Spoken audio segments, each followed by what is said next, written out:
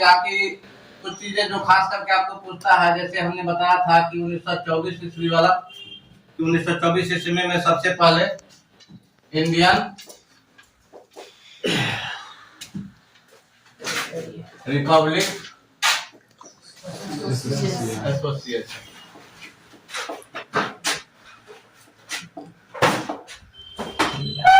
Indian Republic association, हमने बताया था कि इंडियन रिपब्लिक एसोसिएशन की स्थापना की गई थी कब? 1924 में, जिसमें भगत सिंह वगैरह है ना, बहुत सारे लोग थे, चंद्रशेखर आजाद भी थे। और यही वो संस्था है जिसने कौन सा कांड किया था? काकोरी कांड किया था। आज काकोरी कांड का नाम बदल के काकोरी एक्शन स्थापना की थी।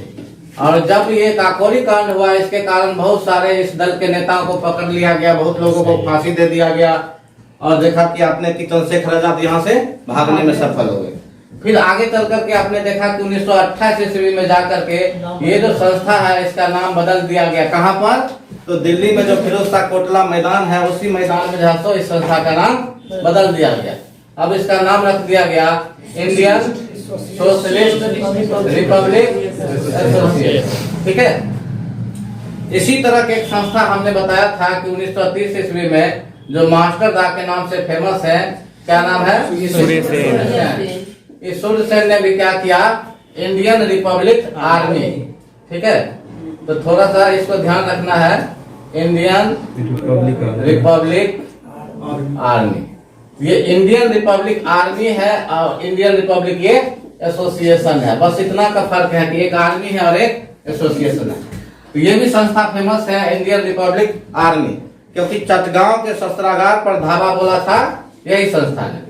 ये सब हम लोगों ने देखा था कि क्रांतिकारी जो आतंकवाद वाली गतिविधि है उसमें हम लोगों ने देखा था। इसके बाद हम लोगों ने देखा था साम्यवाद, है ना, भारत में साम्यवादी आंदोलन के बारे में देखा। तो साम्यवादी आंदोलन के बारे में सबसे पहले हमने देखा कि साम्यवादी आंदोलन जो शुरुआत हुआ भारत में, इसकी प्रेरणा मिली थी कहाँ? रूस की। और इसी क्रम में आपने देखा था कि 1916 ईस्वी में जो आपका 33 कम्युनिस्ट इंटरनेशनल की बैठक हुई है, वहां पर भारत की तरफ से कौन रिप्रेजेंट किया?